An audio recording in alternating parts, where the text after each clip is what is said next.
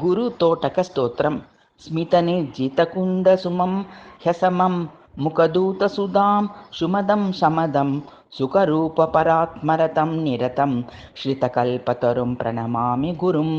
जलबुद्धदवच्छणभङ्गयुते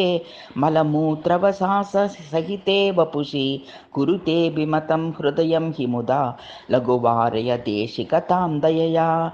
द्रुतदण्डकमण्डलुजापसरं सततं हृदये शकी खण्डधरं ददतं नमतां वृजिनौगहरं ददतं प्रतिमां प्रणमामि गुरुं करणानि समानि भवन्ति कदा तरणुं नु कथं भववारिनिधेः शरणं मम नास्ति गुरोत्वद्रुते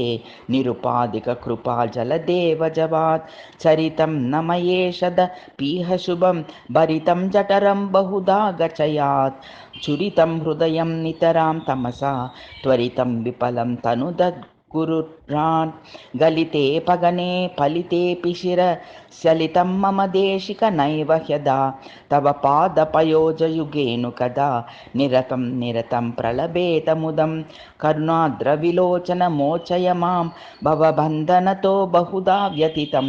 क्वथितं प्रतिगादिकृशानुवशात् करुणारससेचनतो वगुरे शिव एव भवानिति मेदिशना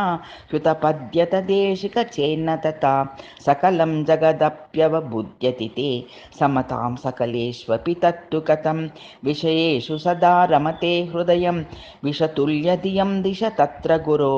रशितत्वदपाङ्कजरी प्रसरत्व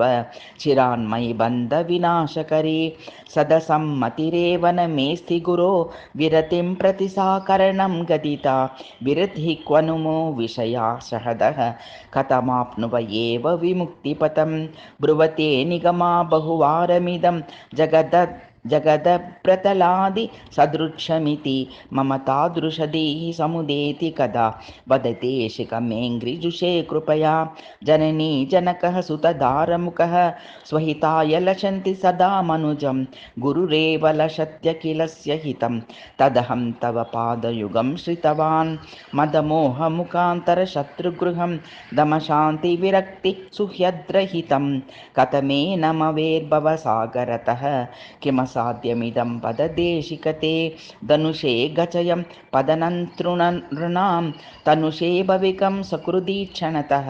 जनुषे सदसच्च यथा न भवेन् मम कर्म तथा कुरु देशिकरान् समवाप्य सुदुर्लभ विप्रजनुर्यतितामपि को नु जनो मधृते व्यवहारवशत्वमुपैति गुरो गतिरेव न मे तव पादमृते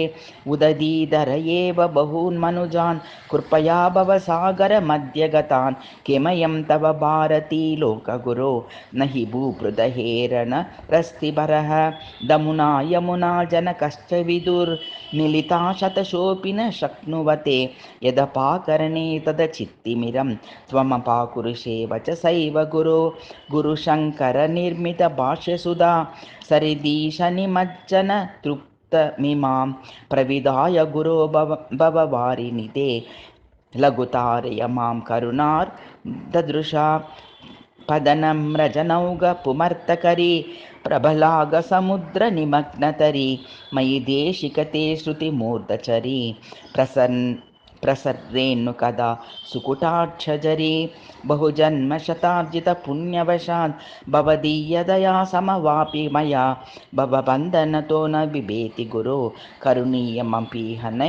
मेऽस्त्यपरं स्वरे वदगिरेर्भजतां दिविशत् तरवे प्रतिभाजित गोगुरवे पुरवैरिपदाब्जनिविष्टह्यदे करवै प्रणतिं जगति गुरुवे।